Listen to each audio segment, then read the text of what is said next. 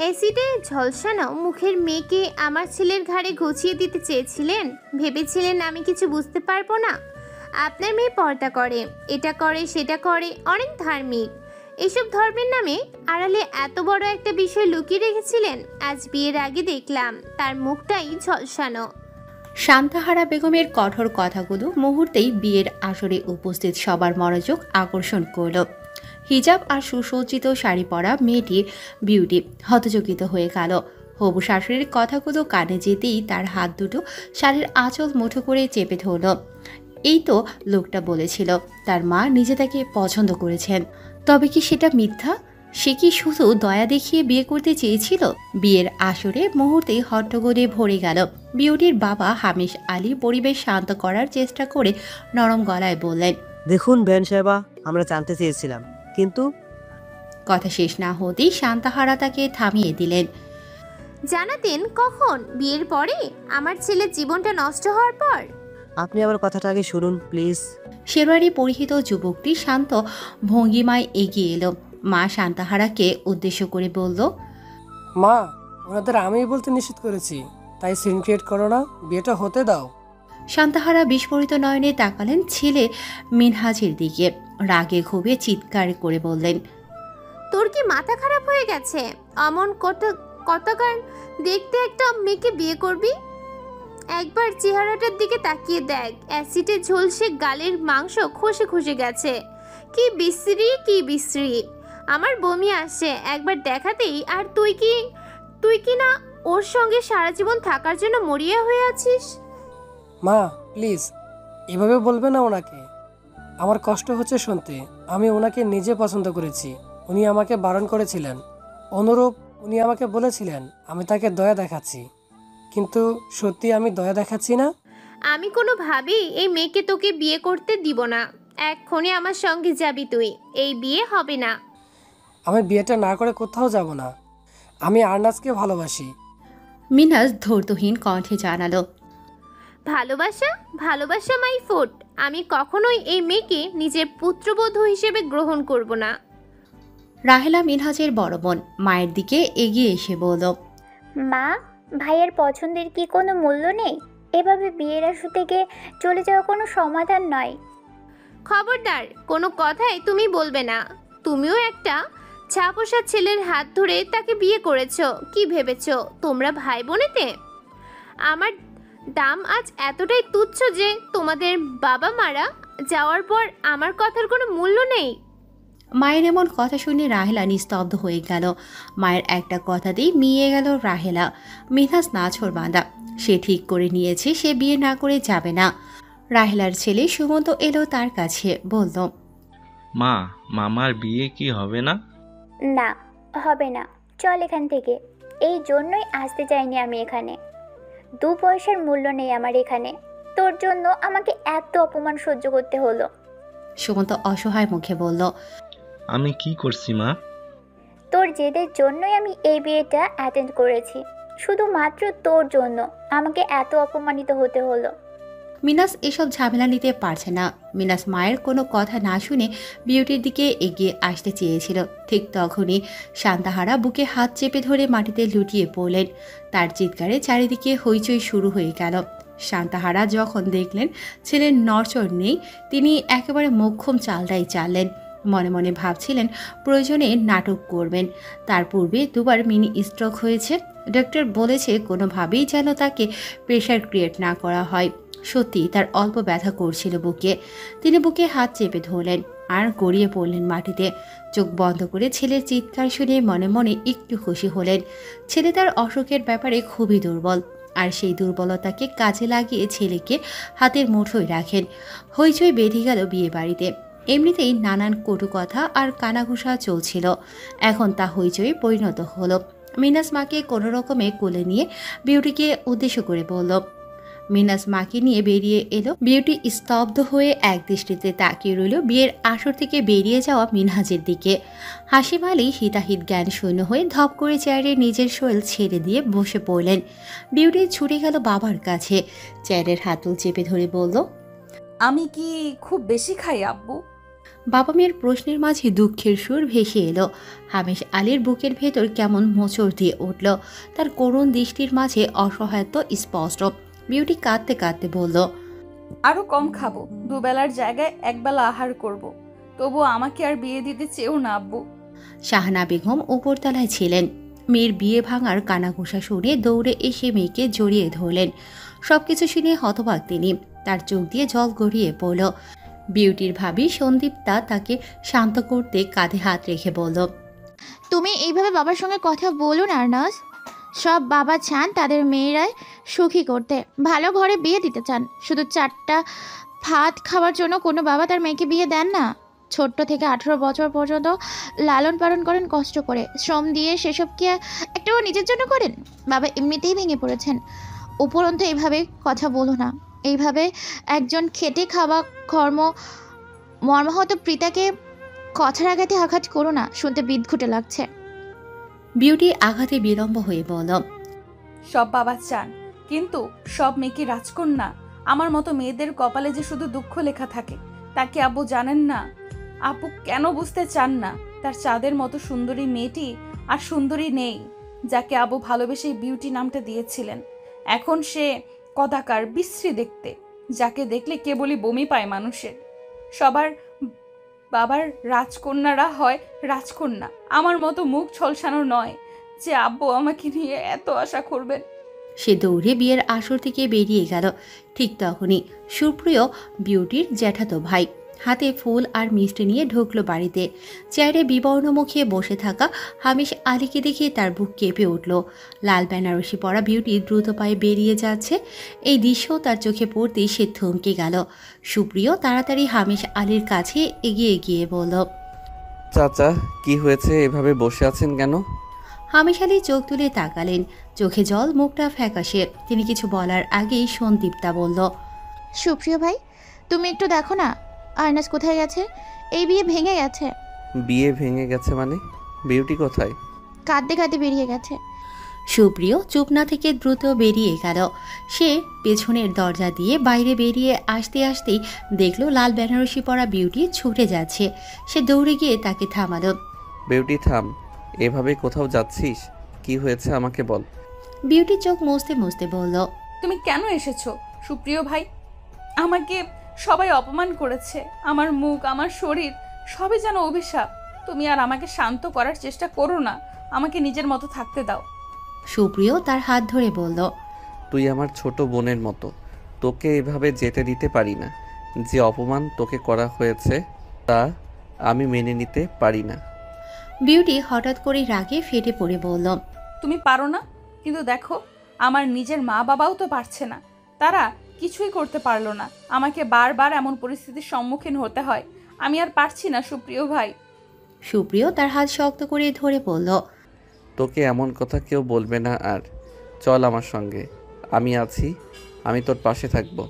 যদি কেউ তোর সঙ্গে অন্যায় করে আমি সেটা সহ্য করব না। আর আজ তোর হবু শাশুড়ির যে কথাগুলো শুনেছি তার জবাব আমি দেব। চল। বিউটি কিছুক্ষণ তাকিয়ে থাকলো সুপ্রিয়ের দিকে। তার চোখে করুণার ছায়া। সে বলল, তোমার সাহস আছে, কিন্তু আমার নেই। আমি এসব মেনে নিতে নিতে ক্লান্ত হয়ে গেছি। তুই ক্লান্ত হতে পারিস, কিন্তু আমি হব না। আমার পরিবারের সঙ্গে কেউ যদি অন্যায় করে আমি সেটা মেনে নেব না। চল। শান্তাহারা বেগম বিছানায় শুয়ে আছেন। মিনাস পাশে বসে মাকে পানি খাওয়ানোর চেষ্টা করছে। শান্তাহারা মুখ ঘুরিয়ে বললেন, তোর জন্যই আমার এই অবস্থা হলো। তুই যদি আমাকে আগেই বলতি, আমি কখনোই মেয়েকে বিয়ে করাতে যেতাম না। তোর পছন্দ বলে আমি রাজি হয়েছিলাম ওকে না দেখেই। তোর জন্যই আমি বিয়ের আগে ওকে দেখতে চাইনি। তোর উপর ভরসা করাই আমার উচিত হয়নি। ওই মেয়েকে তোর ধ্বংসের কারণ হতো। মিনাস চুপচাপ মায়ের কথা শুনে যাচ্ছিল। হঠাৎ বলল, মা, তুমি কি একবারও ভাবোনি তোমার কথায় আরেকটা মানুষ কতটা কষ্ট পেতে পারে? তুমি কি জানো না আমি আরনাজকে ভালোবাসি? ভালোবাসা আর করুণা এক জিনিস নয় মিনহাজ। ওর প্রতি তোর দয়া করুণা হয়েছে, ভালোবাসা নয়। এই করুণা অনেক ক্ষতি করত। মিনাস রাগে উঠে দাঁড়ালো। মা, তোমার এই মন মানসিকতার জন্যই আমরা সবাই দুর্ভোগ পোহাচ্ছি। আমি জানি না তুমি কেমন মা, যিনি নিজের সন্তানের ভালো দেখতে পারেন না? এতক্ষণে রাহেলা এগিয়ে এসে বলল, ভাইয়া, তোর জায়গায় আমি হলে আমিও এভাবেই বলতাম। মা, তোমাকে বুঝতে হবে যে মিনহাজ একজন প্রাপ্তবয়স্ক, তাকে নিজের সিদ্ধান্ত নিতে দাও। শান্তাহারা কাঁপতে কাঁপতে উঠে বসে বললেন, তোরা সবাই আমার বিরুদ্ধে চলে গেছিস, ঠিক আছে, আমি এখনই আমার বাপ ভাইয়ের ভিটে বাড়ি ছেড়ে চলে যাচ্ছি। যে সন্তান মায়ের কোনো কথাই শোনে না, তার কাছে থাকার কোনো প্রয়োজন নেই। ঠিক এই সময় সুপ্রিয় বিউটিকে নিয়ে ঘরে প্রবেশ করল। বিউটির চোখ মুখ লাল হয়ে আছে। সুপ্রিয় গম্ভীর গলায় বলল, চাচি, আমি কিছু বলতে চাই। তোমার কিছু বলার দরকার নেই ছেলে, তুমি এক্ষুনি এই মেয়েকে নিয়ে বেরিয়ে যাও আমার বাড়ি থেকে। না, আজ আমি কথা বলবো। আপনি আরেকজনের মেয়েকে যা বলেছেন তা একজন মায়ের মুখে মানায় না। আপনাকে আমি সম্মান করি, কিন্তু আপনার আচরণ মেনে নিতে পারছি না। বিউটি আমার ছোট বোনের মতো, তার প্রতি আপনার এই অন্যায় আমি সহ্য করব না। শান্তাহারা বিস্মিত হয়ে বললেন, শোনো বাপু, আমার এত দয়ার শরীর নয়। তোমার সাহস দেখে অবাক হচ্ছি, তুমি আমার বাড়ি এসে আমার সঙ্গে এমনভাবে কথা বলছো। হ্যাঁ, কারণ সত্যি বলছি। আপনি কি জানেন, আপনার এই রাগ ক্ষোভের জন্য আপনার ছেলেই বেশি কষ্ট পাচ্ছে। মিনহাজ এগিয়ে এসে বলল, সুপ্রিয় ভাই একদম ঠিক বলছে। মা, আমি যদি এই বিয়ে না করতে পারি তাহলে আমি জীবনে আর কখনো সুখী হতে পারবো না। তুমি আমাকে আমার ভালোবাসা ফিরিয়ে দাও মা। শান্তাহারা কিছুক্ষণ চুপ থেকে কিছু ভাবলেন। তার ভিতরে দ্বন্দ্ব চলছে, কিন্তু বিউটির কদারকার মুখের আদল মনে পড়তেই তিনি পারলেন না। রেগে বললেন, সুপ্রিয়, তুমি হলে এই মেয়েকে কখনই বিয়ে করতে? এমন বিদঘুটিয়ে কুৎসিত একটা মেয়েকে? কোনোভাবেই মিনহাজ তার মাকে বোঝাতে সক্ষম হলো না। বিউটি কণ্ঠে তেজ মিশিয়ে বলল, সুপ্রিয় ভাই, এই মহিলা যখন আমার শাশুড়ি হবেন না, তাহলে আর বেশি সম্মান করার দরকার আছে? ঠোঁট কামড়ে ধরে সুপ্রিয় চোখে হাসলো। বোঝালো না, কারণ ছোটবেলা থেকেই বিউটির হঠাৎ রেগে যাওয়ার ধাত আছে। ওর নাকের পাটা ফুলতে দেখি বুঝলো এবারেই সঠিক সময়, অকাজটা করেই ছাড়বে। বিউটি হাতের মধ্যে থেকে কালি বের করে শান্তাহারার সামনে গিয়ে শান্ত ভঙ্গিতে দাঁড়িয়ে কালিগুলো মুখে ঘষে দিল। উপস্থিত সবাই হতভম্ব। শান্তাহারা কিছুই বুঝে ওঠার আগেই বিউটি সুপ্রিয়র হাত চেপে ধরল, ছুটতে ছুটতে বলল, সরি রাগী আন্টি, আপনার করা অপমানের ছোট্ট একটা প্রতিশোধ নিয়ে নিলাম। শান্তাহারা কিংকর্তব্য বিমূঢ় হয়ে কি হলো তা বোঝার চেষ্টা করছেন। তিনি যেন এখনো ভ্রমের মধ্যে আছে। মিনহাজ মায়ের মুখের দিকে তাকিয়ে রইল পিটপিট করে। আরনাজের এই রূপের কথা তার জানা ছিল না। রাহেলা আর সামান্ত এখানেই ছিল। কিছুক্ষণ সময় ব্যয় হতেই ওরা দুজন হো হো করে হেসে উঠল। চেষ্টা করেও হাসি আটকে রাখতে পারল না তারা। সামান্ত বলল, মা, নানুজিকে ভূতের মতো লাগছে। না না, লুল্লুর শাশুড়ি বউয়ের মতো লাগছে। হি হি হি। রাহেলা ছেলের মুখ চেপে ধরল এক হাতে, অপর হাতে নিজের মুখও ঢেকে রাখল। শান্তাহারা রুমের ড্রেসিং টেবিলের সামনে দাঁড়িয়ে নিজেকে দেখে এক চিৎকার দিয়ে উঠলেন। মিনহাজ আগে থেকেই কানে হাত চেপে ধরেছিল, কারণ সে জানে মায়ের চিৎকার নামক বিস্ফোরণটা এখনই ঘটবে। সুপ্রিয় আর বিউটি হাঁপাতে হাঁপাতে বলল, কালি কেনার আইডিয়াটা জোস ছিল সুপ্রিয় ভাই। এখন তো উনি তোকে আরও অপছন্দ করবেন রে বিউটি। জীবনেও তোকে আর পুত্রবধূ করবে বলে মনে হয় না। না করলে আমার কি? আমি কি চাই ওনার পুত্রের জন্য দিওয়ানা হয়ে বসে আছি? আমি তো জীবন দশায় মিনহাজকে বিয়ে করব না। সারা জীবন একা কাটাবো প্রয়োজনে। অমন ডাইনি শাশুড়ি আমার হবে? কখনোই না। সুপ্রিয় দেখল বিউটি কেমন যেন স্বস্তির সঙ্গে নিঃশ্বাস নিচ্ছে। ওর মুখের বাম পাশে ঝলসানো। ছোটবেলা থেকেই মেয়েটা হিজাব ব্যতীত বাড়ি থেকে বের হয়নি। কালো হিজাবের উপরেই ওর মুখে এসিড মারা হয়েছিল।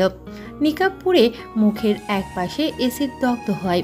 সুপ্রিয় বিউটি নামক এই মেয়েটির মনোবল আর মানসিক শক্তি দেখে সবসময় অবাক হয়। একটু আগেও মনে হচ্ছিল ভীষণ নড়বড়ে আর ভেঙে গেছে মেয়েটা, অথচ তার জানতে কিঞ্চিত ভুল ছিল। মানসিকভাবে স্ট্রং না হলে এত কিছু সামলে উঠতে পারত একটা মেয়ে। চল বাড়ি চল, বাড়ির সবাই ভীষণ চিন্তায় আছে। এক্ষুনি যাব না। তুমি আমাকে এখন ফুচকা খাওয়াবে, একদম ফাটাফাটি ঝাল দিয়ে, যেন কান দিয়ে ধোয়া আর নাক দিয়ে সর্দি বের হয় ঝালে। সুপ্রিয় হেসে ফেলল, বলল, গাধি, এই সময় ফুচকা কই পাবো? রাতে খাওয়াবো, চল আগে বাড়ি যাই। না সুপ্রিয় ভাই, আমি যখন বলেছি এখনই খাবো তার মানে এক্ষুনি। তোর সাজ দেখেছিস? এই অবস্থায় যদি ফুচকা খেতে নিয়ে যাই তোকে, লোকে বলবে তোকে আমি ভাগিয়ে এনেছি। গণধোলাই খাওয়ার ইচ্ছে আমার নাই। তা ঠিক, তবে কবে খাওয়াবে বলো? আজই খাওয়াবো। আগে বাড়ি গিয়ে এসব শাড়ি ফাড়ি ছাড়, ফ্রেশ হয়ে তারপর আনবো। পাক্কা? ইয়ে, পাক্কা প্রমিস। বিউটি হাসলো, বিনিময়ে সুপ্রিয়ও হাসলো। ওরা দুজনেই বাড়ি ফিরে আসার পরও পুরো পরিস্থিতি ছিল অন্যরকম। ড্রয়িং রুমের সামনে এসে দেখলো তার বাবা মোজাম্মেল আহমেদ হামিশ আলীর পাশে বসে আছেন।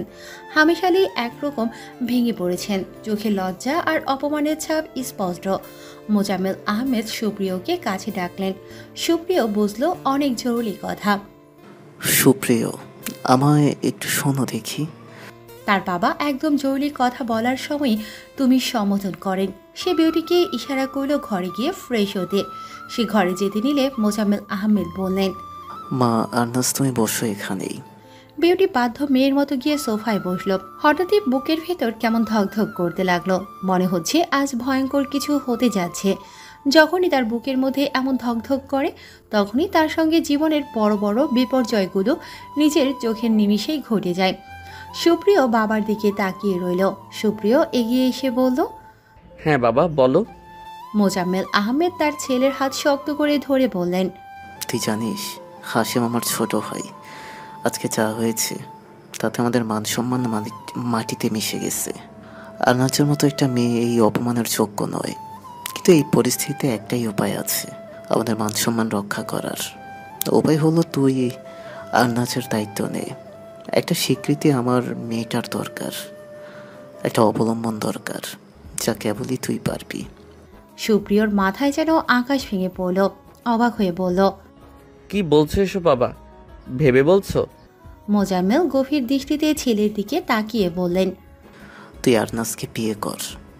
তোর মতো ছেলে ওর পাশে দাঁড়ালে আর্নাজ আবার আত্মবিশ্বাস ফিরে পাবে।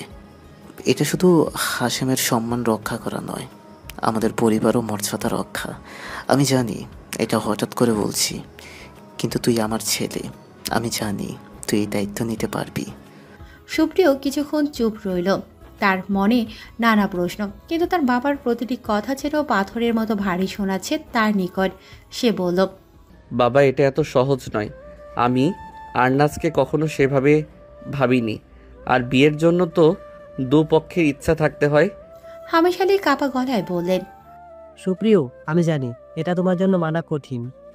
একদিন অসহায় পিতা তোমার কাছে অন্যায় অযাচিত আবদার, কিন্তু আমার মেয়ে যদি তোমার মতো অন্য কারোর সঙ্গে জীবন শুরু করতে পারে, তাহলে আমি নিশ্চিত থাকবো সে সুখে থাকবে। তুমি শুধু আমার বড় ভাইয়ের ছেলে না, তুমি আমার নিজের ছেলের মতো। প্লিজ আমাকে এই শেষ অবধি ভেঙে যেতে দিও না। সুপ্রিয় কিছুক্ষণ পাথরের মূর্তির মতো চুপ করে দাঁড়িয়ে থাকলো। তার সামনে বাবার সম্মান, চাচা হামিশ আলীর আকুতি আর আর্নাজের কষ্ট মিশ্রিত মুখ। সে অবশেষে গভীর শ্বাস নিয়ে বলল, ঠিক আছে বাবা, আমি বিয়েতে রাজি। সুপ্রিয়র এই সিদ্ধান্তে সবাই অবাক হয়ে গেল। আর্নাজ এই সিদ্ধান্ত শুনে হতবাক হলো, কারণ সে ভাবছিল সুপ্রিয় এই প্রস্তাব নিঃসন্দেহে নাকচ করবে। সে কাঁদতে কাঁদতে বলল, তুমি কেন রাজি হচ্ছ সুপ্রিয় ভাই? এটা অন্যায়, তোমাকে এটা করতে হবে না। Please don't do this. I won't be able to handle such a below. সুপ্রিয় শান্তভাবে বলল, বিউটি, আমি এটা করছি কারণ আমি জানি এটা সঠিক। তোর জন্য, আমাদের পরিবারের জন্য, সবার সম্মানের জন্য, জীবনে একসঙ্গে থাকার জন্য। বিউটি স্থির চিত্তে বাবার দিকে তাকিয়ে রইল। চাপা অভিমানে নাকের পাটা ফুলে ফুলে উঠছে তার। তার জীবনের কোনো একটা সিদ্ধান্ত কি সে নিজের মতো করে নিতে পারবে না? মোজাম্মেল আহমেদ দ্রুত বিয়ের আয়োজন করতে বললেন। সবার মধ্যে উত্তেজনা আর কিছুটা সংশয় হচ্ছিল। তবে বিয়ের মঞ্চে গিয়ে যখন সুপ্রিয় আর বিউটি একসঙ্গে দাঁড়ালো, তখন সবার মুখে মিষ্টি হাসি ফুটে উঠল। কাজী সাহেবকে মোজাম্মেল আহমেদ বেশি হাদিয়া দেওয়ার কথা বলে আটকে রেখেছিলেন। আসার পথে তাদের গাড়ি খারাপ হওয়ায় বিয়েতে আসতে বিলম্ব হয় তার। উপরন্তু তার বৃদ্ধা শাশুড়ি অসুস্থ, ওখানে ওনার স্ত্রীকে বিয়েতে আসার জন্য রাজি করাতে চেয়েও পারেননি। আর এখানে আসার পর ঘটনার অদ্যপ্রান্ত শুনেই তিনি মনে মনে সিদ্ধান্ত নেন সুপ্রিয়র সঙ্গে বিউটির বিয়ে দেবেন। এভাবে কিছুতেই বিউটিকে আর ভেঙে যেতে দেবেন না।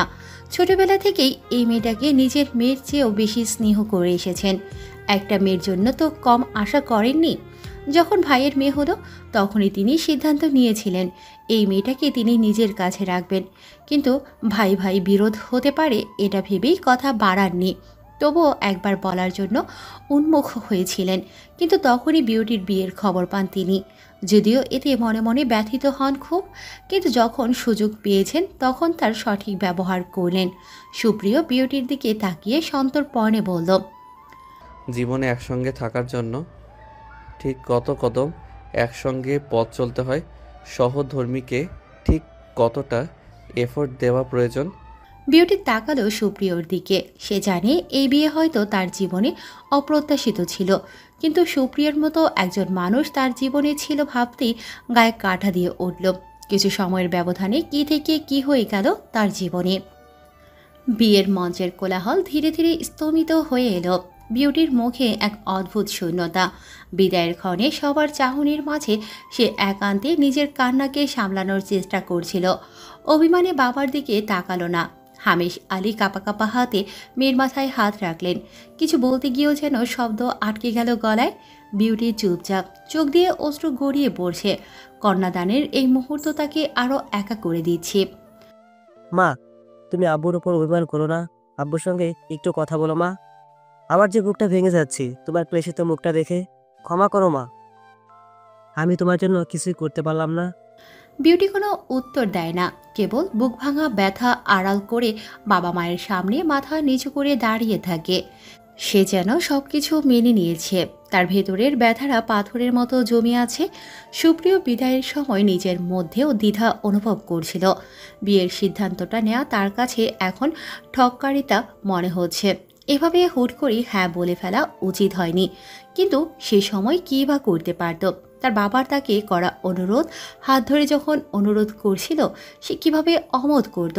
আদৌ সম্ভব হতো তার পক্ষে?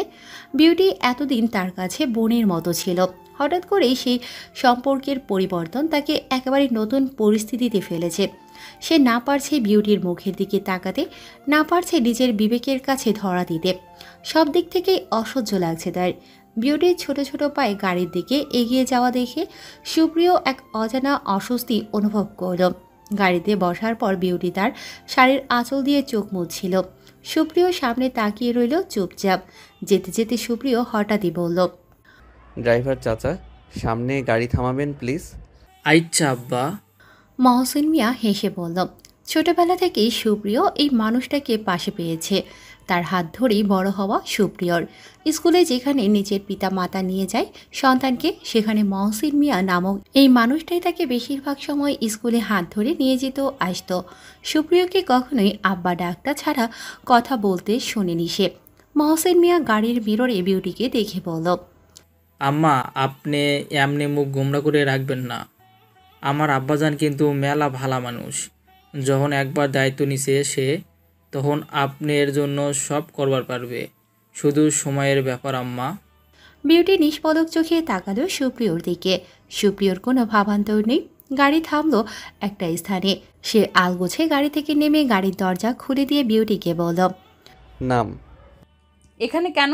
নাম আগে, নামলেই দেখতে পাবি। বিউটি নামলো। সামনেই তাকিয়ে দেখলো ফুচকার স্টল। বিউটির মনে পড়ল সন্ধ্যায় বলা কথা।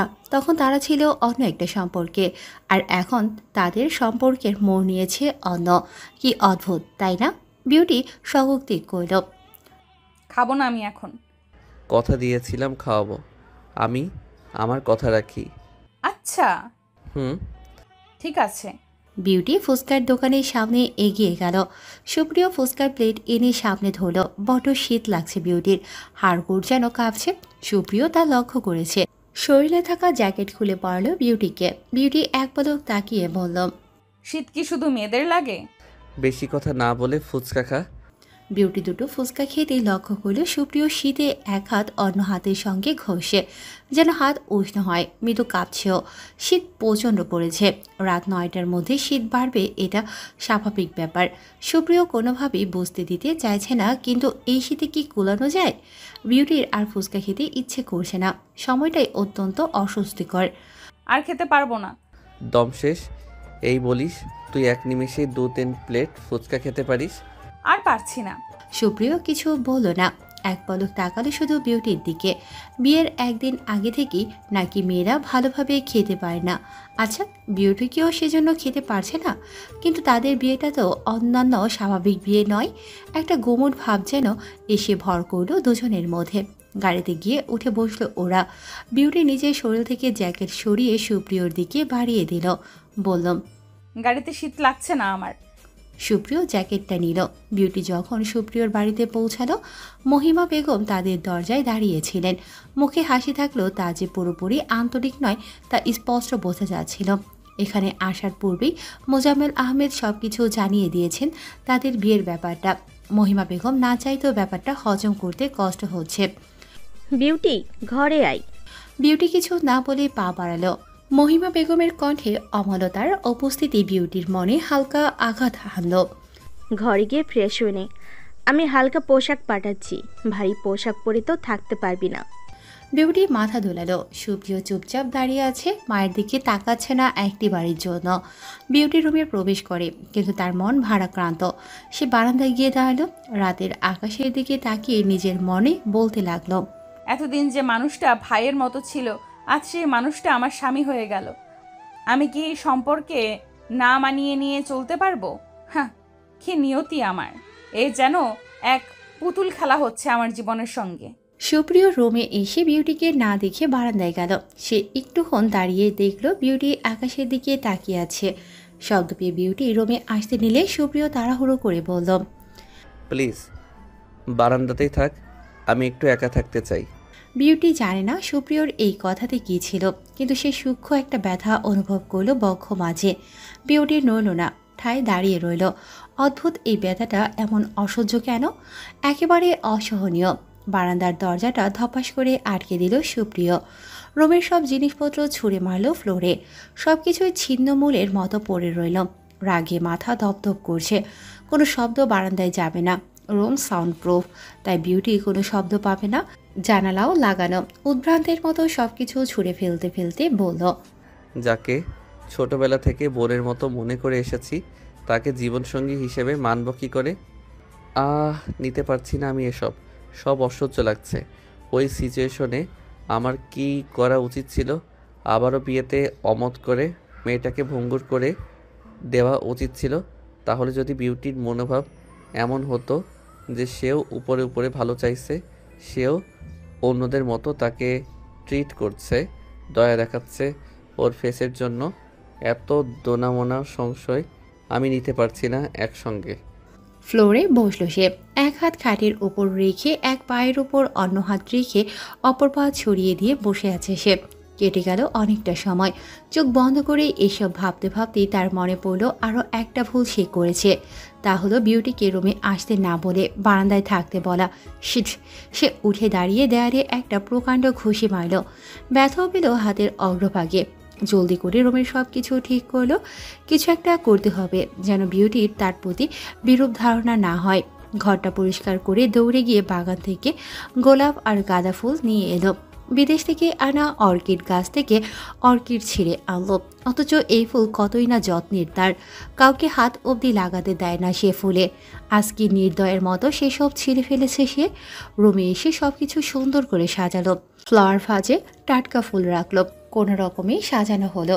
এরপর বিউটির বারান্দায় গিয়ে বিউটিকে ডাকলো। দরজা খুলে দেখলো বিউটি গুটিসুটি মেরে বসে আছে। শীত নিবারণের জন্য পরিহিত শাড়ি পেঁচিয়েছে শরীরে, তবুও মৃদু কাঁপছে। সে অল্প স্বরে ডাকলো, বিউটি, এই বিউটি, ঘরে আয়। হ্যাঁ, কেন? এখানে বসে থাকিস না প্লিজ। আমি আসলে কথাটা ওভাবে বলিনি। Extremely sorry. আমি এখানেই ঠিক আছি। সুপ্রিয় তার কণ্ঠে বিষণ্ণতার ছায়া বুঝতে পারে। চল ভিতরে চল, বারান্দায় ঠান্ডা পড়ছে। সুপ্রিয় বিউটির হাত ধরে রুমে নিয়ে এলো। রুমে ঢুকেই অবাক হলো বিউটি। রুম সাজাচ্ছিল সুপ্রিয় ভাই, আর সে কিনা কি ভাবছিল এতক্ষণ? সব কিছু স্বাভাবিক করতে চাইছে নাকি অন্যান্য পুরুষদের মতোই নিজের চাহিদা? ছিচি, সুপ্রিয় ভাইয়ের সম্পর্কে এসব সে কী ভাবছে? সুপ্রিয় ইতস্তত করতে করতে বলল, আমার আনানি হাতে সাজানো তো ভালো হয়নি তেমন, পরে আবার সুন্দর করে সাজাবো। হ্যাঁ। বিউটি অশ্রুসিক্ত লোচনে তাকালো সুপ্রিয়র দিকে। বিউটির চাহনি উপেক্ষা করে খাবার প্লেট নিয়ে তার সামনে রাখলো। রুমটা সাজিয়েও তার অস্বস্তি বোধ হচ্ছে। কি জানি কি সব আবল তাবল করছে।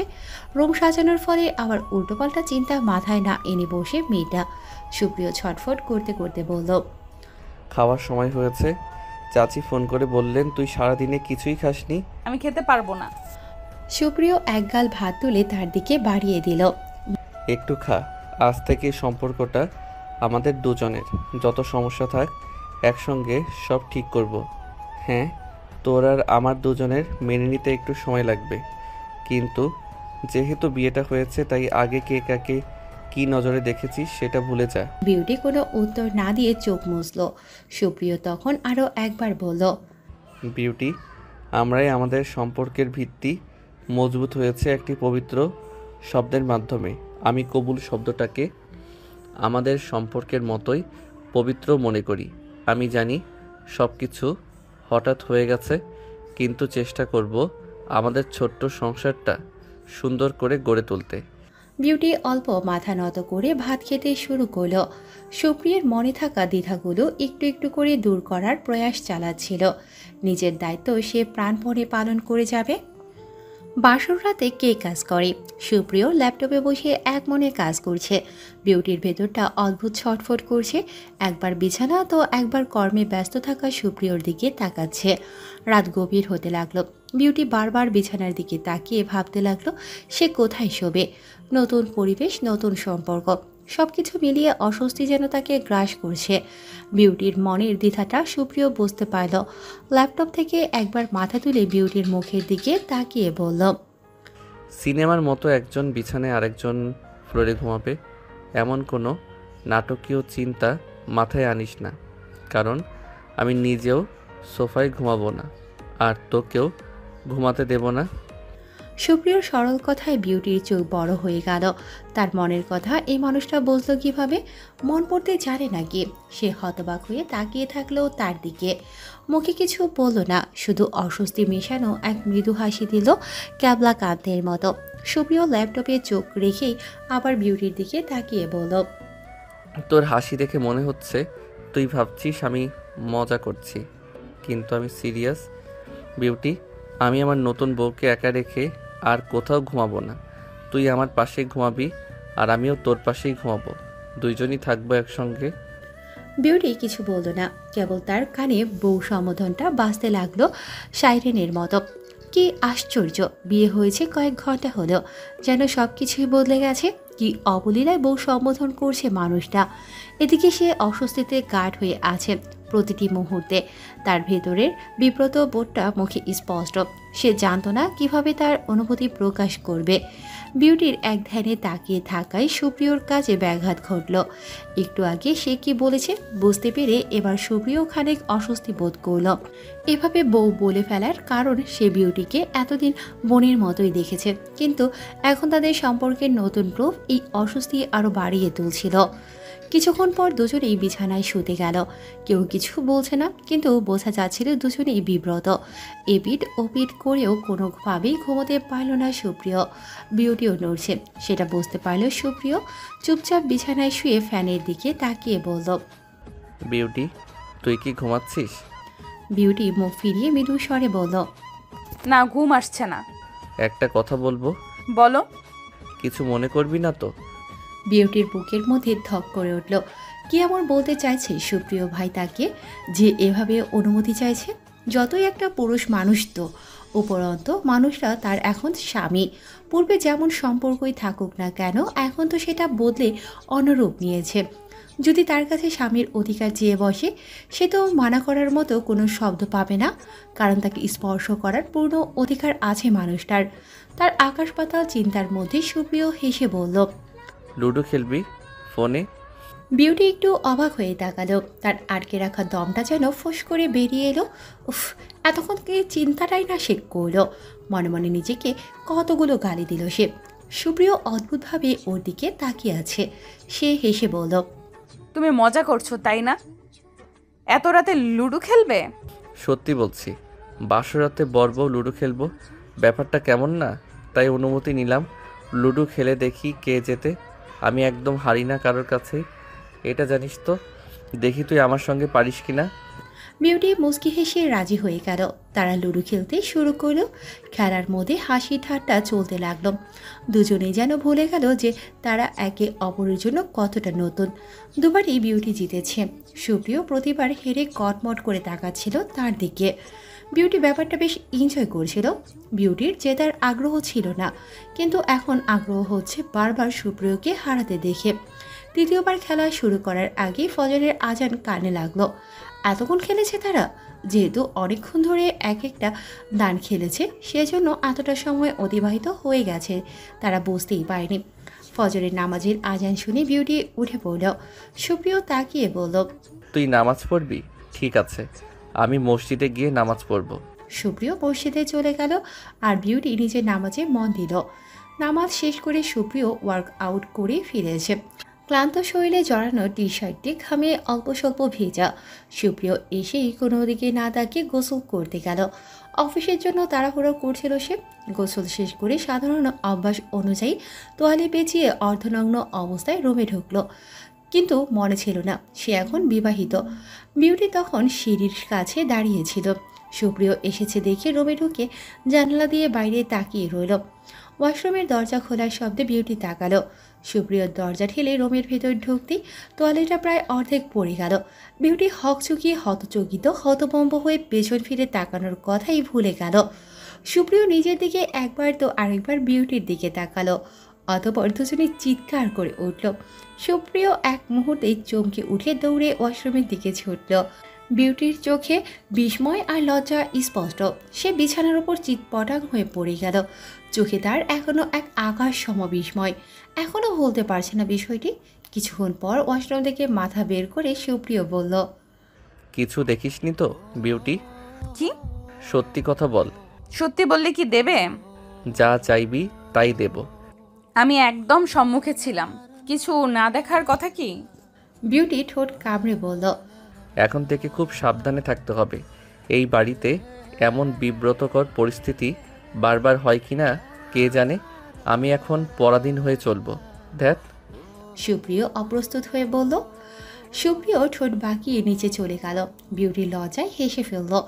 তখনকার অপ্রাকৃতিক ঘটনার পর বিউটি আর সুপ্রিয় দুজনেই নিজেদের কাজ নিয়ে ব্যস্ত হয়ে পড়ল।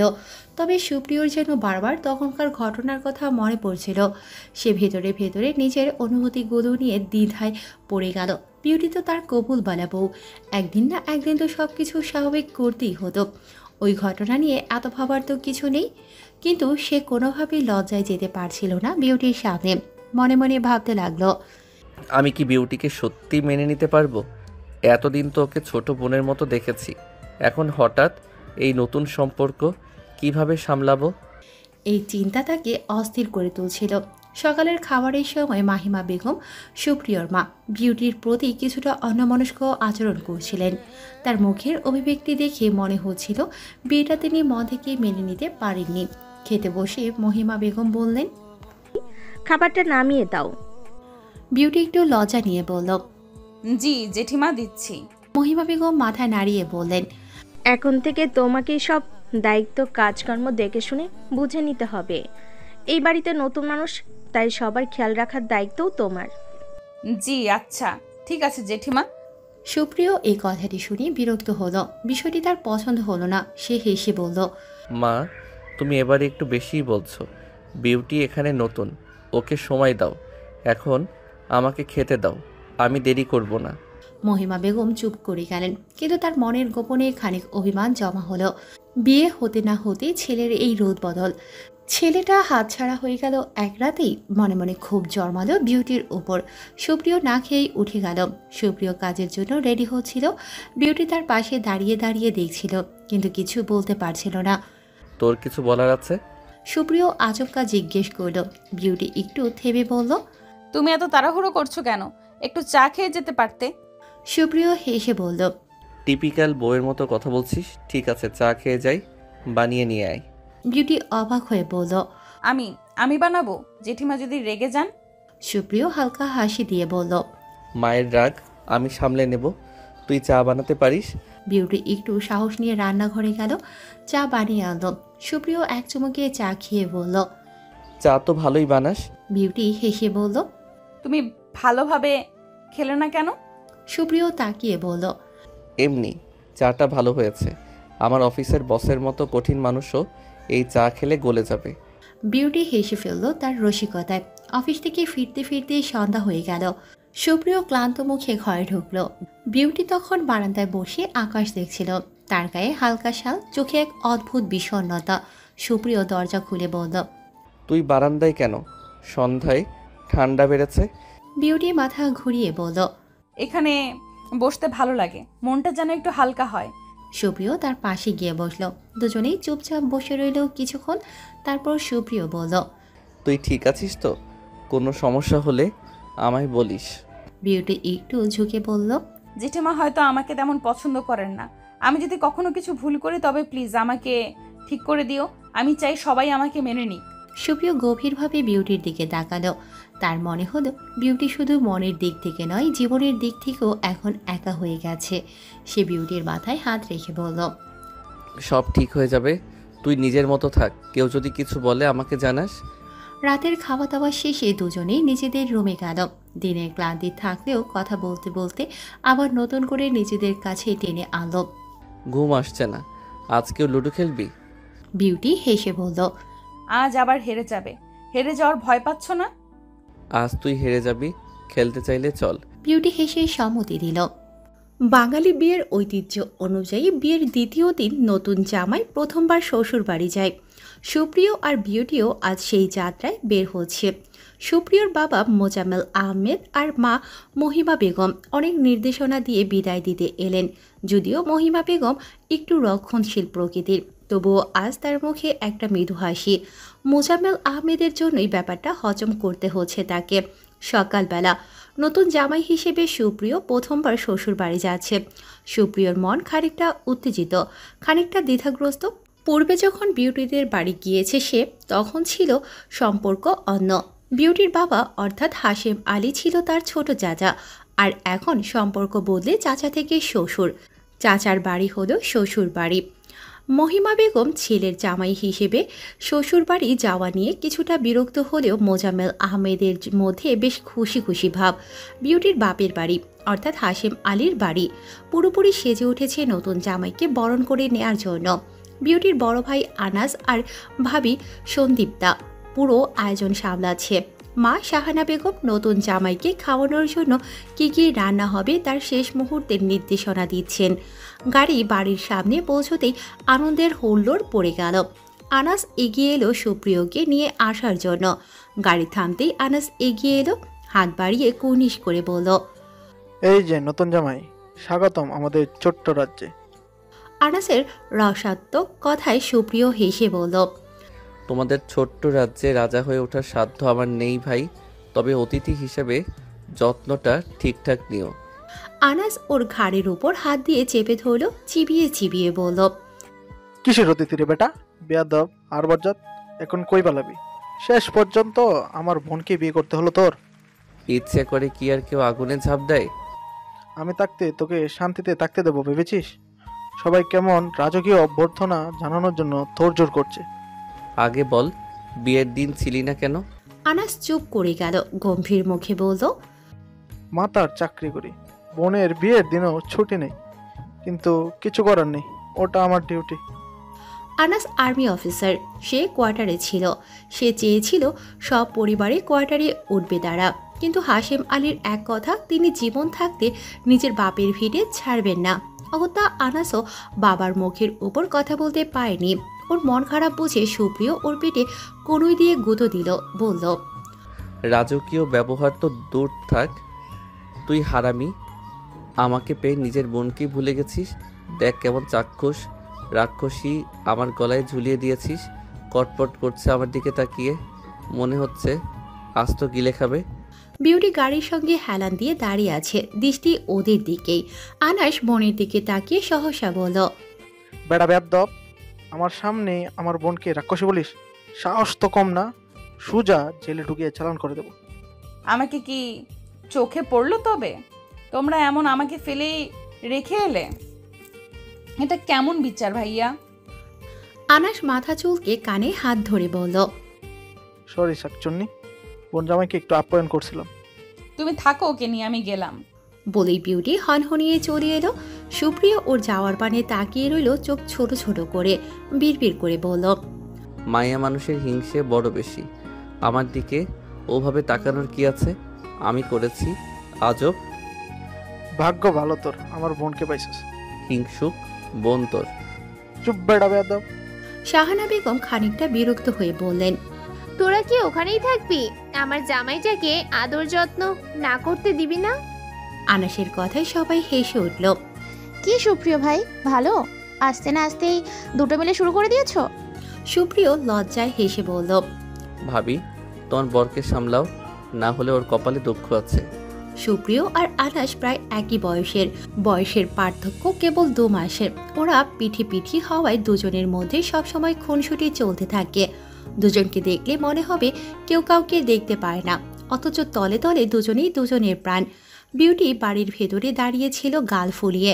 মা শাহানা বেগম বিউটির দিকে তাকিয়ে বললেন, বিউটি, কি হলো? তোর মুখ অমন আমসের মতো করে রেখেছিস কেন? আমসির মতোই আমার মুখ। যাও, নতুন জামাইকে গিয়ে বরণ করো। বাড়ি আসতে না আসতে কি হলো তোর? মাথা গরম কেন? কিছু না। শাহানা বেগম মেয়ের দিকে ভ্রুকুটি করে তাকিয়ে চলে গেলেন। সুপ্রিয়কে ঘিরে সবাই দাঁড়িয়ে আছে, কত গল্প করছে হেসে হেসে। তাকে কেউ জিজ্ঞেস পর্যন্ত করল না সে কেমন আছে, যেন তাকে কেউ চোখেই দেখছে না। নিজের বাড়ি এসে নিজেকেই পরপর লাগছে তার। বিউটি অদ্ভুত ভঙ্গিতে সুপ্রিয়র দিকে তাকালো। সুপ্রিয় হাসছে আর সবার সঙ্গে খোশ মেজাজে গল্প করছে। বিউটির গা চলে গেল অদ্ভুতভাবে। সুপ্রিয় সবার আড়লে তার কাছে এলো। সুপ্রিয় মৃদু স্বরে বলল, ওখানে তোকে কেউ কিছু বলছে? শান্ত হয়ে আছিস কেমন? বিউটি মৃদু হেসে তেরাভাবে উত্তর দিল, নিজের বাড়ি এখানে শান্ত না থাকলে আর কোথায় থাকবো? বাপরে, এভাবে ক্ষেপে আছিস কেন? কি হয়েছে? কই না তো। সুপ্রিয় ঠোঁট উল্টে ওর দিকে তাকিয়ে রইল। সে কি কিছু ভুলে গেছে? কি এমন হলো যে এভাবে বাঁকা বাঁকা কথা বলছে? বাড়ির রান্নাঘরে যেন উৎসবের আমেজ। সুপ্রিয়কে নিয়ে খানাপিনা শুরু হলো। আপ্যায়নে কেউ কোনো ত্রুটি রাখছে না। হাসিম আলী মেয়ের সঙ্গে কথা বলার জন্য তৎপর হয়ে আছেন, অথচ সবার থেকে বিমুখ হয়ে বসে আছে। কারোর সঙ্গে ঠিক করে কথা বলেনি এসে। সবশেষে শাহানা বেগম হাতে কাউনের চালের পায়েস নিয়ে এলেন। সুপ্রিয়র সামনে রাখতে রাখতে বললেন, আমাদের সুপ্রিয়র জন্য বিশেষ এক পায়েস করেছি, একটু খেয়ে বলো কেমন হয়েছে। সুপ্রিয় আলতো হাতে পায়েস সামনে নিল, 1 চামচ মুখে পড়ে বলল, খুবই সুস্বাদু চাচি আম্মা, আপনার হাতের রান্না সত্যি অনন্য। খাওয়া দাওয়ার পরে শুরু হলো জমজমাট আড্ডা। সুপ্রিয় থেকে থেকে বিউটির দিকে তাকাচ্ছিল। মেয়েটার হলোটা কি? এমন বিমূঢ় হয়ে আছে কেন? কেমন গম্ভীর। হাসিম আলী মেয়ের দিকে তাকিয়ে দেখেছেন, বুঝতেও পেরেছেন মেয়ের অভিমান জমেছে। তিনি সুপ্রিয়র দিকে তাকিয়ে বললেন, সুপ্রিয়, আমার মেয়েটাকে তোকে খুব জ্বালাচ্ছে। মেয়েটা আমার অল্পতেই একটু রেগে যাওয়ার ধাত আছে। সে যেমনই হোক তোর সংসারে কিন্তু সুখ নিয়ে আসবি। আমার মেয়েটাকে একবার বুঝতে পারবে, সেই চিনবি। খাঁটি হিরে আমার মেয়েটা, ওর খেয়াল রাখিস বাবা। সুপ্রিয় মাথা নিচু করে বলল, চাচা, বিউটি আমার দায়িত্ব। ওর জন্য যা কিছু করার দরকার আমি করব। বিউটির মুখ নামিয়ে নিল। ও বাড়িতে যাওয়ার পর কেউ কোনো খোঁজ নেয়নি তার। বিয়ে হলেই বুঝি মেয়েরা পর হয়ে যায়। বিউটির সবার মাঝে থেকেই খারাপ লাগা বাড়ছে কেবল। এখানে আসার পরও সবাই সুপ্রিয়কে নিয়েই ব্যস্ত। কেউ একবারও ওকে জিজ্ঞেস করেনি ভালো আছে কিনা। সবার খেয়াল যেন শুধু সুপ্রিয়র দিকে। বড় ভাই আনাস এদিকে বিউটির মন খারাপ কিছু বুঝতে পেরে বলল, বাবা, সুপ্রিয় তো আমাদের ঘরের মানুষ, ওকে আবার এসব কথা নতুন করে বলতে হয় নাকি? বরং বিউটিকে ও ভালোই চেনে। সন্দীপটা বলল, তুমি যে কি বলো না শুভ্র ভাই, আগে ছিল ভাতিজা, এখন হচ্ছে বাড়ির জামাই। বাবারা মেয়েদের নিয়ে সবসময় এমন চিন্তা করবেন, যতই ভালো ঘরে বিয়ে হোক না কেন। হাসিম আলী সোফা ছেড়ে উঠতে উঠতে বললেন, তোমরা আড্ডা দাও, আমার ঘুমের সময় হলো। হাসিম আলী চলে গেলেন। শাহানা বেগমও উঠে পড়লেন ওনার সঙ্গে সঙ্গেই। রইল সন্দীপ্তা আর আনাস। বিউটি চোখ ভর্তি অশ্রু লুকাতে উঠে বারান্দায় গেল। সুপ্রিয় কি যেন ভেবে সবাইকে বলে বিউটির ঘরে চলে গেল। আনাস বিউটির পেছনে পেছনে বারান্দায় গেল। বিউটির চোখে এক ধরনের চাপা কষ্ট লক্ষ্য করল সে। বিউটি, কি হয়েছে? এমন লাগছে কেন? কি হয়েছে বলবেন আমাকে? বিউটি মাথা নিচু করে বলল, ভাইয়া, সব কিছু ঠিক আছে, তুমি এত ভাবছো কেন? আর কেউ তো আমাকে নিয়ে ভাবছে না। তুই আমার বোন, তোর চোখ মুখ দেখে সব বুঝতে পারি। জানি হুট করেই সব বদলে গেছে, সময় লাগবে মানিয়ে নিতে, তবে তুই শক্ত থাকিস। আমি শক্তই আছি ভাইয়া। তুই ভালো আছিস তো বিউটি? হঠাৎ এমন গম্ভীর হলে কেন? বিউটি একটু হাসার চেষ্টা করলো। ওর মুখে তাচ্ছিল্যের হাসি, দৃষ্টির সামনে স্থির রেখে বলল, ভাইয়া আমি ভালো আছি, নতুন জায়গায় মানিয়ে নিতে তো একটু সময় লাগবেই। বিউটি, এটা তোর জীবনের নতুন অধ্যায়, নিজের শক্তি আর সাহস দিয়ে সব সামলে নিস। বিউটির মনের মধ্যে লুকিয়ে থাকা কষ্টটা কেউ তেমনভাবে বুঝতে পারল না। একদিনই সবার কাছে এমন পর কেন হয়ে গেল সে? এদিকে রুমে এসে পায়চারি করছে। কি হয়েছে বিউটির? ও কি মনমরা দেখে ওর ভেতরটা অস্থিরতায় ছটফট করছে। বিউটি এলো কিছুক্ষণ পর। ঘরে গিয়ে বিউটি ওয়াশরুমের দিকে যাচ্ছিল। সুপ্রিয় ওর হাত ধরে সামনে দাঁড় করালো। কি হয়েছে তোর? এমন কেন লাগছে তোকে? আমার অশান্তি লাগছে। অশান্তি লাগার কারণ কি? সুপ্রিয় নিষ্প্রাণ দৃষ্টিতে তাকিয়ে রইল বিউটির মুখের দিকে। বুঝতে চাইল বিউটির মনের ব্যথা। সুপ্রিয়র চেতনা ফিরে পেতেই দেখল বিউটি বিছানায় গিয়ে শুয়ে পড়েছে। শীতের দিন হওয়ায় মাথায় কম্বল টেনে নিয়েছে। সুপ্রিয়র নিজেকে অসহায় বোধ হতে লাগলো। সে নিজের ল্যাপটপটা বের করলো ব্যাগ থেকে। টেবিলে বসে ল্যাপটপে কাজে মনোযোগ দেওয়ার চেষ্টা করলেও মনোযোগ সম্পূর্ণ বিউটির দিকে। নিজের উপর বিরক্তিতে শব্দ বের হলো তার মুখ থেকে।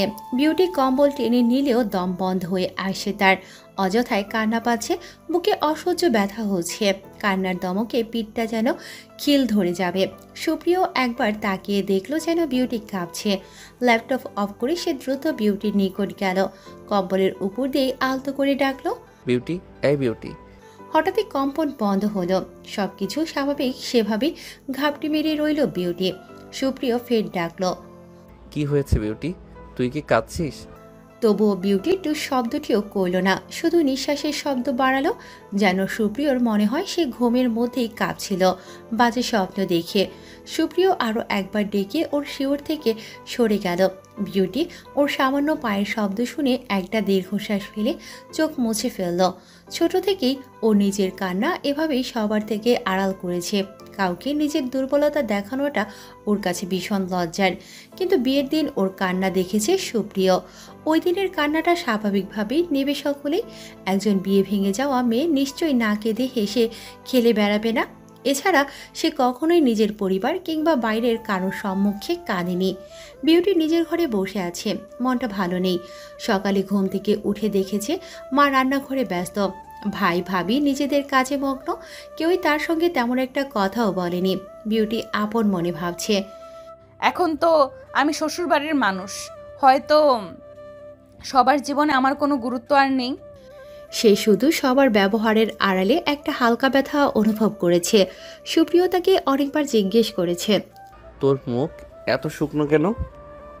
কি হয়েছে বলতো? কিন্তু বিউটি উত্তর দেয়নি। বলেছিল, কিছু না, তোমার এসব জানার দরকার নেই। সুপ্রিয় কিছুটা বিরক্ত হয়ে বলে, আরে বলিস না কেন? কি মনে হচ্ছে তোর আমি কিছু বুঝি না? তুই শুকনো মুখে ঘুরে বেড়াবি, আমি বুঝবো না? বিউটি তাকে এক পদ সুপ্রিয়র দিকে তাকিয়ে চোখ নামিয়ে নেয়, সম্পূর্ণ এড়িয়ে যায় ওকে। কিন্তু সুপ্রিয় লক্ষ্য করেছিল বিউটির চোখের কোণায় একটুখানি অশ্রুর আভাস। সারাদিন এভাবেই কাটল। বিয়ের পর সে প্রথমবার নিজের বাড়ি এসেছে, অথচ তাকে নিয়ে কারো কোনো মাথা ব্যথা নেই, তাকে নিয়ে কোনো আয়োজন নেই। সব আপ্যায়ন আদর যত্ন সুপ্রিয়র জন্য, তার জন্য কারো কোনো মায়া নেই। সারাদিন বিউটি গুমড়ে গুমড়ে কাটালো। কারো যখন ওকে দেখার সময় নেই, ও নিজেও কারোর সঙ্গে যেচে পড়ে কথা বলেনি। তীব্র অভিমানে সবার দিকে মুখ ঘুরিয়ে থেকেছে।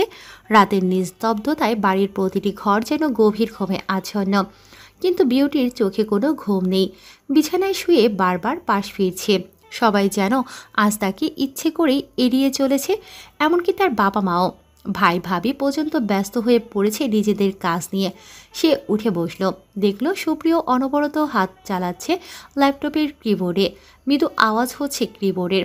ওকে লক্ষ্য করার মতো এই বাড়িতে কেউই নেই। হঠাৎ করে বিউটির চোখ দিয়ে অশ্রু গড়িয়ে পড়ল। পরক্ষণে সুপ্রিয় দেখার আগেই তা ওড়না দিয়ে মুছে ফেলল। একটানা ভাবতে থাকলো, সবাই এমন করলো কেন? আমি কি এতটাই অপ্রিয় হয়ে গেছি? মনে পড়লো আগের দিনগুলোর কথা। বাবা মা ভাই ভাবি সবাই কতটা আনন্দ করত। আজ যেন সেই দিনগুলোর কোনো ছোঁয়া নেই। সুপ্রিয় পাশে বসে ল্যাপটপে কাজ করছিল। বিউটির মুখের দিকে তাকিয়ে একটা গভীর চিন্তার ভাঁজ খুঁজে পেল। সে প্রশ্ন করল, বিউটি, তুই এমন মন খারাপ করে বসে আছিস কেন? কিছু বলছিস না? আমার কোনো ব্যবহারে কষ্ট লাগলে আমাকে বলতে পারিস। বিউটি মাথা নেড়ে বলল, না কিছু না। সুপ্রিয় নাছর বান্দা, কিছু না মানে? তুই তো সারাদিন এমন হাড়ি মুখ করে ঘুরছিস, এখন তোকে বলতেই হবে। বল কি হয়েছে? বিউটি একটু বিরক্ত হয়ে বলল, বললাম তো কিছু না। সুপ্রিয় ভ্রু কুঁচকে তাকালো। বিউটির কথায় তার মনে হলো মেয়েটা কিছু একটা লুকোচ্ছে, কিন্তু জোড়াজুড়ি করার মানুষ সুপ্রিয় নয়। সে মুখে মৃদু বিরক্তির ছাপ নিয়ে বলল, আচ্ছা থাক, তুই যদি বলতে না চাস তাহলে বলবি না, কিন্তু এত গুমট হয়ে বসে থাকবি না আমার সামনে। দেখতে বিশ্রী লাগে। কোনো সমস্যা বা কষ্ট হলে মনে লুকিয়ে না রেখে শেয়ার করতে তো পারিস। আমি কি নেই? আমি তো আছি তোর সব কথা শোনার জন্য। সারা দিন থেকে জিজ্ঞেস করছি, শুধু বলছিস কিছু না কিছু না। বিউটি কিছু বলো না, শুধু স্বগতিক করল, সারাদিন শুধু ল্যাপটপে মুখ গুজে থাকলেই সব কিছু চোখে পড়ে না। এই কথা শুনে সুপ্রিয় বিউটির দিকে তাকালে বিউটি ঘাপটি মেরে গুটিসুটি হয়ে শুয়ে পড়ল। বিড়বিড় করল, নিজের বাড়িতে এসে যে মেয়েরা খারাপ থাকে এই প্রথম দেখলাম। সময় এগিয়ে চলল। রাত যখন গভীর, ঘড়ির কাঁটা ঠিক 12টার পৌঁছালো। হঠাৎ পুরো বাড়ি আলোয় ভরে উঠল। তখনই দরজায় টোকা পড়ল। অনবরত কাজ করে সুপ্রিয় সবে ঘুমানোর প্রস্তুতি নিচ্ছিল। এত রাতে দরজায় টোকা পড়ায় ও বিচলিত হলো। দ্রুত সুপ্রিয় দরজা খুলতেই সবার হইচই। Happy birthday beauty. বিউটি চোখ কুঁচলে উঠে বসলো চিৎকার শুনে। হতবাক হয়ে প্রত্যেকের বলা হ্যাপি বার্থডে বলা শুনতে লাগলো। ওর ঘুমের ঘোর তখনও কাটেনি। সবাই মিলে হ্যাপি বার্থডে সং গাইছে। আনাস, সন্দীপ্তা, শাহানা বেগম, হাশেম আলী, সুপ্রিয় ততক্ষণে সবকিছু বুঝে সবার সঙ্গে তাল মেলাচ্ছে। সবকিছু যেন হঠাৎ করে বদলে গেছে। তাদের হাতে রঙিন বেলুন, চকলেট কেক। বড় ভাই আনাস এগিয়ে এসে বলল, তোর কি মনে হয়েছিল আমরা তোর জন্মদিন ভুলে যাব? বিউটির চোখে জল ভরে যাচ্ছিল। পরক্ষণে নিজেকে সংযত করলো। অবাক হয়ে দেখছিল নিজের পরিবারের সবাইকে। তার জন্মদিন কেউ ভুলেনি, তবে সে কিছু বলতে পারছিল না। সন্দীপ্তা এসে বলল, কি হলো বিউটি? সারাদিন তো গোমরা মুখ করেছিলে, এবার একটু হাসো দেখি। বিউটি অবাক হয়ে বলল, তোমরা ইচ্ছে করেই এমন করেছিলে? আর আমি কি ভেবেছিলাম? তুই ভেবেছিলি আমরা তোর জন্মদিন ভুলে গেছি, তাই না? সুপ্রিয় সামনে এসে বিউটির মাথায় হাত দিয়ে টোকা দিয়ে বলল, আমাকে কিছুই বলিস না কি হয়েছে? এদিকে আমি চিন্তা করছিলাম আমি কিছু ভুল করেছি কিনা। এখনই বুঝলাম সবটা। কেন ম্যাডামের এত অভিমান? তুই যে এমন ছিচকাদুনে, জানতাম না তো। মোটেই না, আমি কাঁদিনি তো। জানি আমি সব। সুপ্রিয়র কথায় মিয়ে গেল বিউটি। সবাই মিলে কেক কাটার আয়োজন করলো। কেকের উপর বড় বড় অক্ষরে লেখা happy birthday to our lovely beauty. সবার তুমুল করতালির মধ্যে বিউটি কেক কাটলো। আনাস কেকের প্রথম টুকরোটা বিউটির মুখে দিল। সে বলল, আমার ছোট্ট বোনটা বড় হয়ে গেছে, কিন্তু এখনো সেই ছোটবেলার মতোই অভিমান করে বসে থাকে। বিউটি আবেগে কাঁপা কাঁপা গলায় বলল, আমি ভেবেছিলাম আমার বিয়ে হয়ে গেছে বলে তোমরা সবাই আমার জন্মদিন ভুলে গেছো, আমাকে পর করে দিয়েছো। এত ভালোবাসা পেয়ে আমি সত্যিই ধন্য। সবাই যখন হইচই করছিল, সুপ্রিয় চুপচাপ দাঁড়িয়ে মুস্কি মুস্কি হাসছিল। বিউটির কথা শুনে সে বলল, বিউটি, তুই জানিস এই বাড়িতে শুধু তুই নয়, তোর হাসিও সবার প্রিয়। তুই হাসলে সবাই হাসবে, তুই কষ্ট পেলে সবাই কষ্ট পাবে। সেই জন্য দুঃখকে বাড়তে দিস না। আর আজ যা দেখলাম, তুই ভালোই দুঃখ পুষিয়ে রাখতে পারিস। বিউটি তার কথায় মুগ্ধ হলো। খানিক লজ্জাও বোধ হয় পেল সে। মাথা নিচু করে মৃদু স্বরে বলল, তুমি এত কথা বলতে শিখলে কবে? সুপ্রিয় নিজের চিবুক চুলকে সামান্য মাথা নিচু করে বিউটির কানের কাছে মুখ নিয়ে বলল, সে তো আমি সবসময় ভালো কথা বলি, শুধু তুই লক্ষ্য করিসনি। মুহূর্তেই তার মন কেমন যেন আনন্দ আর বিস্ময়ে ভরে উঠল। বিউটি মুখ চোরা করে বলল, মা, তোমরা সবাই মিলে আমাকে ধোঁকা দিয়েছো। কথা নেই, আমি এতক্ষণে বুঝেছি আসার পর থেকে সবাই আমাকে ইগনোর কেন করছিলে। মা শাহানা বেগম কাছে এসে বললেন, মা ধোকা দেয়নি। আসার পর তোর মুখে অভিমান দেখে ভাবলাম একটু মজা করি। বিয়ের পর এটা তোর প্রথম জন্মদিন, তাই আমরা ভাবলাম একটু অন্যরকম কিছু হোক। বিউটির চোখ ভিজে উঠতে চাইল আবারও। সে মা বাবার দিকে তাকিয়ে বলল, তোমরা সবাই যে এতটা ভালোবাসো সেটা এতক্ষণ ভুলেছিলাম। তোমাদের ইগনোর পেয়ে ধন্যবাদ বাবা মা, ধন্যবাদ ভাইয়া ভাবি। আনাস মজা করে বলল, শুধু ধন্যবাদে হবে না বিউটি, আমাদের একটা শর্ত আছে। বিউটি ওর দিকে সামান্য চোখ ছোট করে তাকালো। তখনই দেখলো ওর বাবা ওর দিকে এগিয়ে আসে। হাসেম আলী বিউটির মাথায় স্নেহের হাত রেখে বলল, তুমি তো আমার রাজকন্যা মা, তোমায় আমরা অবহেলা করব সেই সাধ্য কি আমাদের আছে? বিউটির অভিমানে ভাটা পড়ল। বাবাকে জড়িয়ে ধরে আড়লে চোখের পানি মুছল। সুপ্রিয় ইশারায় সন্দীপ্তাকে পরিস্থিতি সামলে নিতে বলল। ইশারা বুঝে সন্দীপ্তা বলল, আমার আর তোমার ভাইয়ার শর্ত একটাই, আমাদের কাল ভালো মন্দ রাতে খাওয়াতে হবে। কি আর নাচ পারবে তো? শর্ত কিন্তু মানতেই হবে। বিউটি হাসি মুখে রাজি হলো। কেক কেটে সবাই একসঙ্গে খাওয়া দাওয়া করল। সুপ্রিয় এক কোণায় দাঁড়িয়ে বিউটির দিকে তাকিয়ে মৃদু হাসি তার ঠোঁটের কোণায়। বিউটির চোখ ভরে গেল ভালোবাসায়।